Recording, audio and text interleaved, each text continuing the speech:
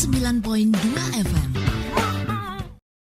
Siarkan langsung dari lantai 2 gedung Auditorium Universitas Bengkulu. Selamat kembali di FM Radio Soroni Pradinya Bengkulu. Hai Akademi Bengkulu, selamat siang. Tentunya ruang dengar kamu ditemenin bareng Nadia siang hari ini. Seperti biasa di hari Rabu ya, kita ada bincang-bincang SDGs dengan pemateri yang kece banget tentunya, dan tema-tema yang menarik banget. Sobat kamu yang pengen tahu nih apa aja pembahasan kita pada hari ini, jangan kemana-mana, tetap di suasana kamu di Soroni Pradinya Bengkulu. Suasana Kuda FM Radio Soroni Radionya Bengkulu. Hai Akademi Bengkulu, tentunya masih bareng Nada ya di bincang SDGs Akademi Bengkulu ya. Seperti janji Nada di segmen berikutnya, di segmen sebelumnya ya Akademi Bengkulu, Nada bakalan kenalin narasumber yang kece abis, cantik banget tentunya pada hari ini cuy deh. Even gak pakai make up tebal tapi tetap natural cantiknya ya Mbak ya. Oke, kita kenalan dulu ya sama Mbak Fitri itu dia. Iya, Fitri. Iya, silakan kenalan. Oke, perkenalkan saya Fitri Novianti. Saya dari komunitas Pustaka Jendela Desa di Kepahyang. Di Kepahyang. Oke. Iya. Salam kenal Mbak, selamat siang juga. Jadi ini Mbak sebagai founder nih ya. Founder dari jendela desa ya Mbak ya. Oke, jadi kita bakalan kenalan dulu sama jendela desa tuh apa sih? Apakah jendela yang ada di desa-desa atau seperti apa nih Akademi Bengkulu ya? Jadi mungkin Mbak bisa jelasin sedikit apa sih itu jendela desa Mbak? Oke, jadi Jendela Desa itu adalah sebuah perpustakaan bergerak. Artinya bukan perpustakaan yang di suatu tempat, tapi dia menjemput pembaca bergerak ke tempat lain gitu. Oke, berarti gunain motor tuh Mbak atau gunain apa gimana tuh? Ya, Mobilitas. ngangkutnya gunain motor. Cuman kita karena memang Jendela Desa ini di Kecamatan Kabawetan, di kawasan pariwisata di Kepahyang. Jadi memang kita juga tiap minggu itu buka lapak baca di kawasan wisata Kepahyang Mountain Valley. Jadi memang kita tahu bahwa sekarang saat ini pembaca di Indonesia mendapat peringkat kedua dari 62 Terbawah ya Mbak ya. peringkat 2 ke bawah. Kirain ya. yang teratas nih, ternyata bukan. Jadi saya pikir saatnya sekarang itu adalah menjemput pembaca gitu. Makanya Jendela Desa hadir untuk menjemput pembaca, kemudian dia memfasilitasi lah. Ya, perpustakaan, siapa sih sekarang mau ke perpustakaan? Iya, jarang banget sih orang-orang yang pegang perpustakaan gitu kan Mbak. Tapi dengan keresahan-keresahan yang Mbak rasakan, akhirnya terbentuklah Jendela Desa ini ya Mbak ya. Oke, jadi Jendela Desa ini tuh ada di kawasan Kabawetan gitu Mbak ya. Iya. Oke. Oke, jadi mungkin kalau misalnya pengen kesana tuh Mbak itu atau bergabung di Jendela Desa tuh gimana? Oh, kalau bergabung kita terbuka untuk siapa saja. Jadi untuk teman-teman yang mau bergabung itu silahkan bisa DM Instagram @jendela. Di mana tuh? Ada Instagramnya kalau melalui media sosial. Nah, kalau misalnya datang langsung bisa kalau hari Minggu tuh saya bilang tadi hari Minggu bisa datang ke lapak baca buku di lapangan Kepahyang Mountain Valley. Oke, di sana ya Mbak ya. Siap. Instagramnya tadi apa Mbak? Nggak kedengaran tadi. @jendela.desa. @jendela.desa itu Akademi Bengkulu ya, kalau pengen cari tahu stalker gitu ya. DM gitu kan. Iya, DM. Mungkin pengen tanya-tanya ke Mbaknya, Mbak, rekomendasi buku dong, ini gitu kan. Bisa banget ya. Buku juga boleh. Iya, boleh, itu yang paling penting ya Mbak ya. Oke, lanjut ini mengenai literasi nih Mbak ya. Jadi mungkin kalau untuk di Provinsi Bengkulu sendiri nih Mbak ya, ini kemajuan literasinya tuh sudah sampai mana nih menurut pandangan Mbak nih? Kalau di Bengkulu sendiri, kalau di Bengkulu memang kalau pandangan secara pribadi memang ya masih jauh kurang. Misalnya kita bandingkan dengan misalnya kota Yogyakarta. Ya. Nah, kenapa sih kurang? Banyak yang mempengaruhi kenapa kurangnya literasi, terutama sarana dan prasarana. Misalnya toko buku di Bengkulu mungkin cuma di Gramedia. Ada tempat-tempat jual buku memang di Bengkulu, cuman tidak se-update Gramedia. Artinya cuma satu. Contoh, saya orang Kepahyang, ke kota Bengkulu harus 2 jam dulu. Oke, jauh banget ya Mbak ya. Kedua, memang ketika kita memesan buku secara online itu lebih mahal Ongkirnya daripada bukunya. Harga buku, jadi males sih kan Mbak ya. Iya. Jadi memang itu salah satu yang mempengaruhi juga. Udah ditambah itu, udah Indonesia seperti ini, kemudian ditambah itu, jadi ya udah komplit gitu. Beda misalnya di Yogyakarta, culture-nya beda sekali di sini. Misalnya anak-anak di sana dengan di sini tuh beda, karena memang kalau di Jogja itu kan ada Taman Pintar, banyak tempat-tempat jual buku di setiap sudut Yogyakarta. Jadi itu sangat juga mempengaruhi. Kalau di Bengkulu seperti itu. Oke, selain prasarana dan tempat buku yang kurang, ada lagi nggak sih Mbak faktor-faktor lain yang membuat minat baca di Bengkulu ini kurang gitu? Budaya tadi sih. Budaya kebiasaan kita, bahwa memang ya bukan menjadi kebutuhan sih membaca gitu, bukan menjadi sebuah kebutuhan, tapi membaca tuh kayak asing aja di sini gitu. Padahal dasar berkualitasnya seseorang itu kan dasarnya membaca. Kita kuliah ataupun kita sekolah ataupun kita nggak sekolah juga tetap dasarnya itu kan berliterasi, membaca gitu Mbak ya. Oke, jadi ngomongin tentang baca nih Mbak ya. Jadi Anda pernah dengar dari seseorang nih Mbak, katanya orang-orang tuh lebih suka mendengar dan menonton daripada membaca nih Mbak. Nah kan, jadi kenapa sih bisa gitu Mbak, dan menurut Mbak nih gimana sih caranya bisa mengubah kebiasaan tersebut? Kalau mengubah itu dibiasakan sih, makanya Jendela Desa itu hadir juga untuk berupaya mengubah seseorang gitu kan, karena saya juga dulu tidak pernah membaca dan tidak hobi membaca, cuma karena saya juga pernah ini juga ke komunitas baca di Bengkulu, salah satu komunitas baca di Bengkulu. Awalnya juga saya cuma buka-buka sampul, kemudian foto pencitraan gitu kan. Akhirnya lama-kelamaan saya menjadi buku menjadi teman saya. Akhirnya saya baca gitu. Artinya bahwa kebiasaan gitu sih. Makanya untuk mendapatkan kebiasaan kita harus menyebarkan virus sih, orang-orang yang memang misalnya sudah virus baca ya Mbak, bukan virus COVID ya. Makanya bukan hanya COVID yang nular, kita harus juga menularkan minat baca juga gitu. Jadi seperti itu ya Mbak. Jadi dari kebiasaan terus ya bergabung sama orang-orang yang rajin membaca lah Mbak ya. Dan selanjutnya nih Mbak, Nanda pengen tanya juga nih. Jadi kan katanya tadi mengenai budaya nih Mbak ya. Karena kebudayaan di Bengkulu yang ngebuat anak-anak di Bengkulu tuh kurang minat untuk membaca nih. Kalau menurut Mbak nih, bagaimana sih Mbak cara menumbuhkan minat membaca dan menulis ketika kita masih kecil nih?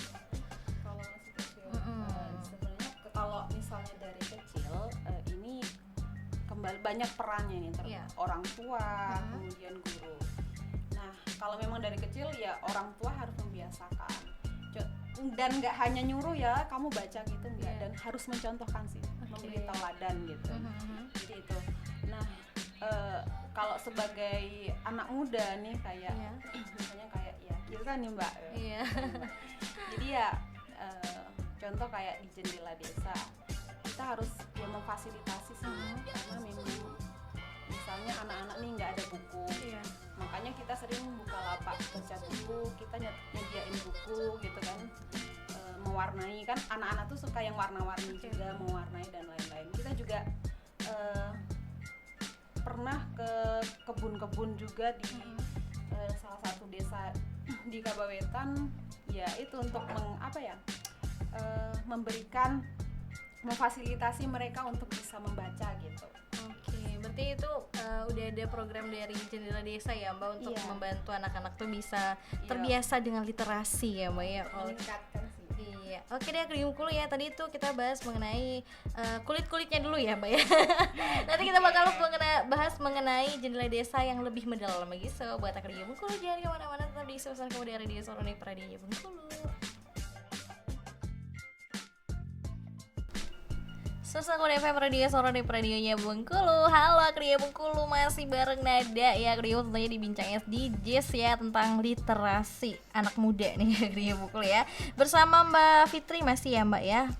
Jadi tadi kita udah bahas mengenai Jendela Desa nih. Nada pengen tanya mengenai hal-hal yang lainnya. Tentunya Jendela Desa nih pasti udah datang ke berbagai tempat nih ya Mbak. Mungkin ada datang ke desa-desa gitu. Nah ada nggak sih Mbak desa-desa yang dikunjungi, dan juga ada nggak sih Mbak rencana nih pengen kerjasama ataupun pengen meluaskan Jendela Desa ke tempat-tempat lain gitu?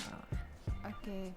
Jadi kalau Jendela Desa ini ya jelas ke desa-desa. Cuman kalau untuk banyaknya itu belum terlalu banyak, itu baru sekitar kita emang fokusnya di desa sekitaran sih, ada sekitar baru 4 desa, itu pun di desa mana aja kecamatan tuh, Mbak? di Tugurejo, Sidoarjo, kemudian ada di Bandung Jaya. Itu acara besok itu ke Bandung Jaya. Nanti kita cerita tentang Bandung Jaya nih, Mbak ya. Oke. Dan juga tadi udah ada 4 desa tuh, Mbak. Itu kira-kira penerimaan masyarakatnya atau tanggapan masyarakatnya itu seperti apa, Mbak?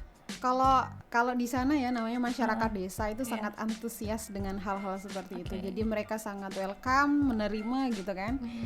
Ketika memang ada kegiatan-kegiatan yang positif, apalagi untuk anak-anak. Pandemi juga kan anak-anak banyak libur tuh. Jadi ketika memang ada kegiatan seperti itu seneng gitu. Jadi anaknya bisa belajar lagi gitu.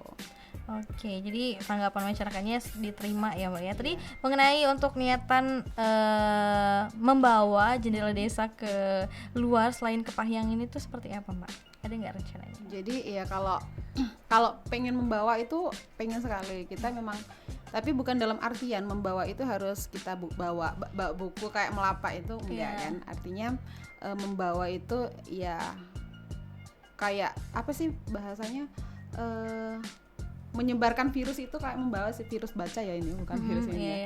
Jadi kayak contoh nih udah ada di dekat Lubuk Linggau itu apa ya, Merasi. Iya, jadi di Merasi itu sudah mendirikan taman baca juga di salah satu daerah Merasi, yang memang ya kita yang bantu merintis gitu. Kita bantu merintis untuk ya caranya gimana sih dirikan gitu kan. Akhirnya sekarang sudah berdiri. Nah itu salah satu yang saya pikir jendela desa itu bisa membawa virus membaca itu ya kemana aja. Contohnya kayak tadi tuh gitu. Oke, berarti dengan cara mempengaruhi daerah-daerah lain gitu, Mbak ya, supaya juga sih, bikin jendela desa yang lain-lainnya gitu. Bikin komunitas baca sih. Komunitas baca ya. Oke, jadi kalau untuk pemerintah sendiri nih, Mbak, kan jendela baca ini bagus ya, Mbak ya, terus juga tanggapan masyarakatnya baik gitu kan ya. Tanggapan pemerintah sendiri nih, Mbak, pasti ada nggak sih pemerintah memberikan bantuan ataupun tentang peranan pemerintah dalam mengembangkan literasi di desa saat ini, Mbak? Oke, kalau pemerintah pertama pemerintahan desa ya, karena emang ini basicnya desa. Pertama sangat mendukung karena memang awalnya itu buku-bukunya dari perpustakaan desa Tugurejo. Jadi saya minta izin bahwa bukunya bakalan saya bawa keluar, bakal untuk menjemput pembaca gitu kan. Nah mereka sudah antusias sih untuk kegiatan seperti ini. Nah kemudian ini kan udah 2 tahun ya. Setelah 2 tahun ini ya alhamdulillah banyak dari DPRD Kabupaten Kepahyang itu juga memberikan buku, pewarna, ya alat-alat yang untuk digunakan untuk anak-anak sih kebetulan sudah. Dan banyak lagi sekarang bahkan kalau dulu kita buka kayak pamflet open donasi buku dan lain-lain. Kalau sekarang mereka bahkan sudah menawari jendela desa butuh apa gitu kan. Nah sekarang sudah seperti itu sih gitu. Kira-kira yang dikasih ini sama pemerintah ini apa aja tuh, Mbak? Udah difasilitasi gitu, Mbak? Kalau yang udah difasilitasi ya itu tadi yang sudah saya sampaikan. Cuman ke depan ya harapan yang jelas didukunglah untuk kegiatan anak muda. Apalagi kegiatan ini kan kegiatan sosial tuh. Berarti ini hashtag kode untuk anggota-anggota DPR ya, Mbak ya? Semuanya lah dikasih bantuan. Iya. Bantuannya kan ya dukungan itu merupakan bantuan juga gitu.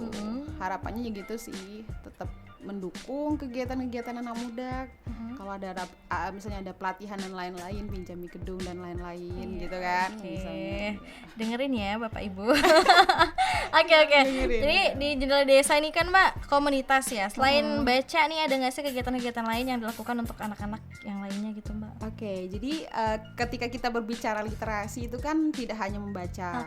Literasi itu ada menulis, kemudian dongeng, diskusi itu juga literasi. Jadi kalau di jendela desa banyak sih, kemarin sempat juga mendongeng. Kalau mendongeng karena mungkin kita belum ada yang bisa dongeng nih, jadi kita harus bisa yang bisa dongeng, kita kerjasama sama Kampung Dongeng Kepahyang. Kemudian menulis juga, kemarin kita sudah sempat buat pelatihan menulis itu sama komunitas literasi muda Kepahyang juga, yang sama-sama komunitas literasi di Kepahyang, kita juga sudah memfasilitasi itu, dan ya diskusi-diskusi, jadi gitu sih. Oke, berarti banyak ya Mbak kegiatannya ya Mbak. Dan juga pasti kalau kita pengen mengembangkan sesuatu pasti ada kesulitannya gitu kan Mbak. Jadi mungkin kesulitan apa sih Mbak yang Mbak rasakan dalam mengembangkan komunitas baca di desa gitu? Oke, jadi kesulitan itu pasti ada gitu ya, nggak mungkin nggak ada. Jadi kadang kesibukan personal dari relawan gitu kan, namanya di desa itu kan masih kuat gotong royongnya, jadi kadang ya kesibukan lain. Ada juga pernah saya tuh buka lapak baca, nggak ada teman-teman yang bisa waktu itu, tapi saya tetap sendirian waktu itu, bawa buku ke lapangan Mountain Valley itu saya sendirian. Ya strong udah. banget ya Mbak bawa ke sendirian. Ya harus, karena namanya perjuangan gitu kita Mbak, mempengaruhi orang lain tuh harus dimulai dari diri kita gitu. Ya. Semangat banget Mbak. Harus. Salut banget deh sama Mbak ya. Dan selanjutnya nih Mbak, kalau menurut Mbak sendiri nih ya, seberapa penting sih literasi bagi pemuda dalam mengembangkan sumber daya manusia yang berkelanjutan, apalagi dalam peranannya di SDGs nih Mbak? Oke. Jadi literasi itu adalah menurut saya itu hal yang paling mendasar sih.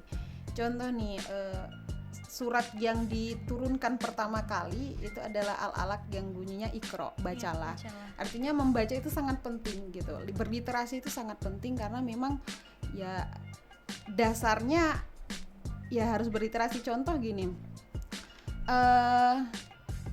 kita nih misalnya punya contoh Kabawetan nih, potensial, kemudian sumber daya alamnya banyak. Ketika kita tidak tahu mau ngapain dan tidak tahu mau gimana, ya udah nanti kita jadi turis di tempat sendiri gitu. Makanya kita butuh literasi untuk ya pengetahuan yang lebih luas gitu kan, berpikir kritis dan lain-lain gitu. Jadi kalau misalnya menurut pandangan Mbak sendiri nih ya, itu peranannya yang bersangkutan dengan SDGs itu seperti apa Mbak?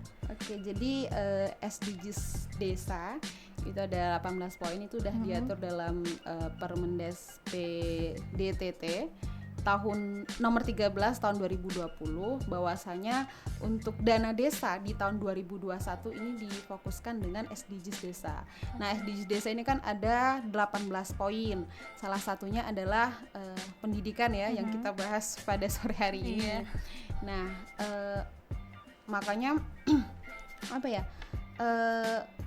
Ya itu tadi, kita harus kayak contoh kayak memanfaatkan dana desa nih, kita juga harus tahu kan kalau di SDGs itu kan ada poin-poinnya kan, pendidikan, kesetaraan gender dan lain. Makanya itu ya yang menurut saya harus terpenuhi sih untuk memang untuk kemajuan sebuah desa gitu. Jadi gitu ya Mbak, harus setara gitu ya Mbak, harus dimanfaatkan banget dari dana-dana desa yang udah dikasih tadi. Oke deh Kriya Bungkulu ya, sepertinya kita bakal balik lagi ya Kriya Bungkulu di segmen-segmen berikutnya. Sobat kamu jangan kemana-mana, tetap di segmen dari Disney Radio Bungkulu. Susul Kode FM Radio Soroni Radionya Bungkulu. Hai Kriya Bungkulu, sorry banget ya tadi kita ada kesalahan teknis sedikit ya yang ngebuat kita agak terjeda dikit ya Kriya Bungkulu ya. Jadi kita udah bahas mengenai tentang peran pemerintah ya Mbak ya. Jadi pemerintah tentunya udah berperan besar ya Mbak, cukup besar lah ya, dan diharapkan lebih besar lagi ya Mbak. Besar dong. Oke, jadi kira-kira dari peran-peran pemerintah itu Mbak, ada nggak sih manfaat-manfaat yang sudah terlihat dalam beberapa waktu ini nih Mbak? Oke. Jadi kalau manfaat banyaknya ya saya rasa belum seini sih. Jadi nggak mau saya besar-besarin juga gitu. Karena emang kita pure juga dari nggak melulu dari pemerintah juga gitu. Nah, tapi ya memang kita juga nggak harus nggak harus menutup dengan pemerintah. Artinya karena memang ya segala apapun, karena kita juga di daerah itu juga kita harus bersinergi agar mereka menentukan, mereka pengambil kebijakan tuh. Jadi ya memang kita harus ikut mengawal juga. Bila perlu memang ada yang tidak yang salah, misal kita harus mengkritisi juga gitu. Oke, seperti itu ya Mbak ya. Iya. Dan juga kalau untuk pemuda-pemuda di Kepahyang tuh Mbak, kira-kira ada nggak sih atau banyak nggak sih yang berpartisipasi dalam mengembangkan literasi dan di desa ini Mbak? Oke, jadi kalau di Kepahyang itu alhamdulillah cukup banyak. Dulu cuman ada 2 komunitas baca, sekarang sudah ada 5. Dan itu tersebar di 4 kecamatan di Kabupaten Kepahyang gitu. Oke, udah ada 5 tadi Mbak ya? Iya, udah ada 5. Jadi ya alhamdulillah. Jadi setiap kita dulu kan awalnya pengen ke kecamatan-kecamatan lain, ke desa-desa lain. Jadi ketika memang di kecamatan ini udah terbentuk, ya udah tinggal mereka aja yang jalan gitu. Jadi kita lebih ringan. Paling kita bantu-bantu kayak bukunya atau bantu ikut serta dalam misalnya lagi ngelapak itu kita bantu gitu. Oke. Jadi kan tadi katanya dalam waktu ke depan nih Mbak bakal ada kegiatan-kegiatan yang bagus gitu. Nah, salah satunya di Bandung Jaya atau kegiatan seperti apa Mbak? Oke, jadi rencana Hari Peduli Sampah Nasional kita akan ke Bandung Jaya, Desa Bandung Jaya. Nah, kita bakalan, karena memang desa itu sudah kenapa ke desa itu? Karena memang desa itu hampir tiap minggunya udah melakukan kegiatan bersih desa, dan itu dilakukan oleh anak-anak dan kepala desanya. Kebetulan kepala desanya adalah perempuan gitu, hidup perempuan ya.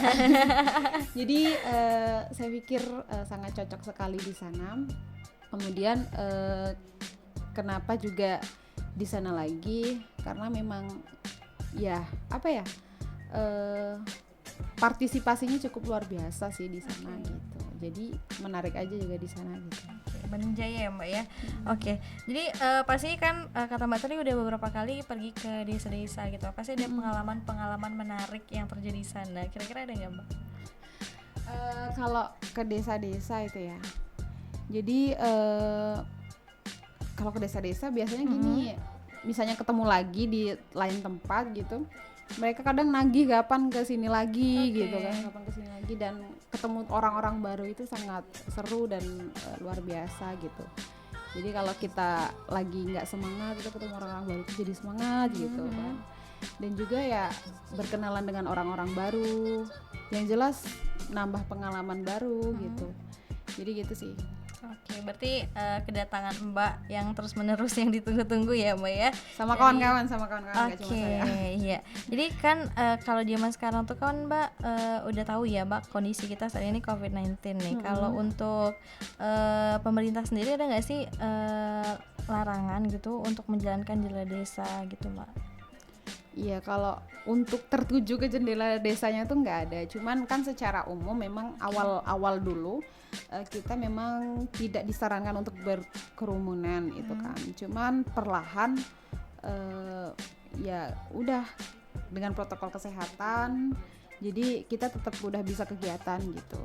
Tapi walaupun kemarin COVID juga, orang tua juga meminta sih, orang tua yang minta, makanya kami agak gimana juga gitu kan. Orang tua minta untuk kita ngajari anak-anak gitu, karena memang sekolah libur, ini kan baru tatap muka. Jadi kadang mereka yang minta, ya udah kita akhirnya mau nggak mau, makanya kadang juga kita belajarnya juga di kebun biar nggak dibubarin gitu. Berarti ada trik-trik sendiri ya Mbak supaya di kebun. Pembelajaran tetap terjalan, juga tetap menerapkan protokol kesehatan nih Mbak ya. Dan juga kalau dari adik-adik tadi sendiri nih Mbak, kan udah pergi ke tempat desa-desanya gitu ya. Kira-kira ada nggak praktek-praktek yang diterapkan setelah membaca buku ini atau untuk adik-adik di jendela desa ini? Jadi kalau praktek gimana ya? Soalnya gini, karena kalau anak-anak sih gimana ya, mau ngelihat dia ininya ke kehidupan sehari-hari. Yang jelas mereka tuh mereka datang terus, rajin gitu. Mereka jadi rajin datang terus. Kalau misalnya kita kan ada juga nggak melapak, kadang hujan, kadang juga ini ada kesibukan relawannya gitu kan. Jadi kadang di Facebook itu ditanya kan, orang tuanya pada nanya kok nggak ada tadi gitu, anak saya ke sana minta antar.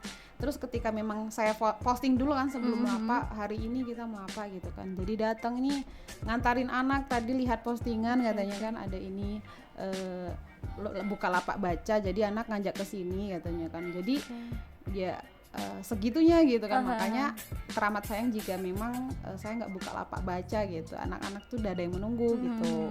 Besar banget ya Mbak antusiasme dari anak-anaknya ya Mbak ya. Dan juga sekarang kan lagi tren-trennya mengenai literasi digital nih Mbak ya. Jadi kalau untuk Jendela Desa sendiri ada nggak sih niatan untuk menerapkan literasi digital ini di desa Mbak? Digital, jadi kalau di desa ya, kalau literasi digital ini kan basisnya ke seluruh sih, nggak cuma ke desa.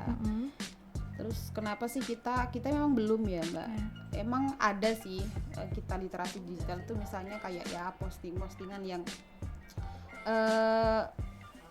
ini pengetahuan tulisan dan lain-lain. Cuman itu tidak sebanyak yang kami secara langsung, karena itu di Jendela Desa ya kan, ada nama desanya, kita memang fokusnya kan ke desa-desa.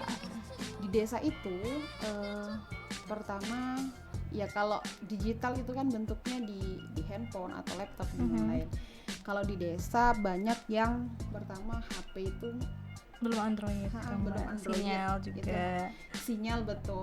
Terus kalaupun ada HP kadang nggak ada kuota dan lain-lain. Jadi itu sih makanya kemarin kalau belajar daring orang tua tuh mengeluhkan nggak ada kuota dan lain-lain. Jadi minta tolong gitu. Jadi kalau basisnya di desa kurang sih kalau yang digital. Kalau digital tuh secara ini kan secara keseluruhan gitu. Oke, seperti itu. Dan juga nih Mbak, mungkin akan di Bengkulu yang lagi dengerin nih pengen mampir ke Kepahyang nih, dan juga pengen mampir juga ke Jendela Desa nih. Kira-kira nih Mbak, biasanya hari apa aja dan berapa jam yang dianjurkan saat membaca di Jendela Desa? Oke, jadi kalau Jendela Desa ini kalau ya weekend ya akhir pekan gitu. Dan biasanya itu hari Minggu. Nah, kalau kita Bukalapak bacanya itu dari sesudah sholat asar sampai sebelum maghrib. Jadi kita bukanya antara jam itu ya pas lah sore-sore kan lihat sunset gitu kan, sambil baca-baca gitu kan Mbak. Nah jadi teman-teman juga bisa ngecek kita ngelapa atau enggak, itu bisa di akun Facebooknya Jendela Desa, Instagram juga tadi udah disebutin ya. Nah itu juga. Nah jadi gini juga Mbak, kalau memang Jendela Desa ini nggak Bukalapak, ini ada teman-teman lain yang Bukalapak baca, itu ada Kepahyang Membaca, Ruang Baca Setara, kemudian nah banyak sih, terus Teater Metamorfosa juga banyak sih yang Bukalapak baca ketika memang kita saling menutupi aja sih, ketika kita hari besok nggak bisa Bukalapak baca ya gantian gitu. Jadi gitu. Oke, berarti emang banyak ya Mbak. Jadi buat anak di Bengkulu ya pengen ke Kepahyang, jangan lupa mampir ke Jendela Baca. Pengen Jendela Desa. Oh ya, Jendela Desa ya. Kalau pengen tahu informasi kapan bukanya bisa dikunjungi Facebook sama Instagramnya tadi.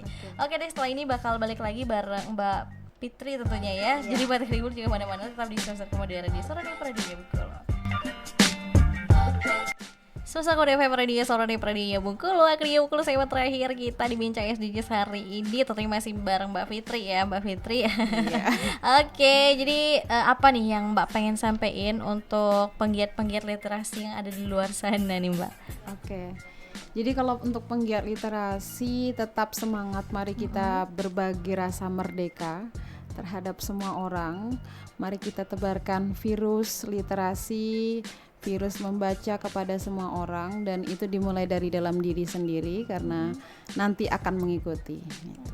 Oke, jadi kalau dari Mbak Fitri sendiri tetap menyebarkan virus-virus membaca ya Mbak ya. Oke, jadi itu dia tadi perbincangan nada bareng Mbak Fitri ya. Semoga ada hal yang bisa dipetik dari perbincangan panjang kita ya ke Bengkulu. Makasih banget buat kamu yang udah dengerin kita berdua. Mohon maaf kalau ada salah-salah kata. So buat kamu sampai jumpa di bincang-bincang SD selanjutnya. See you next time, bye-bye.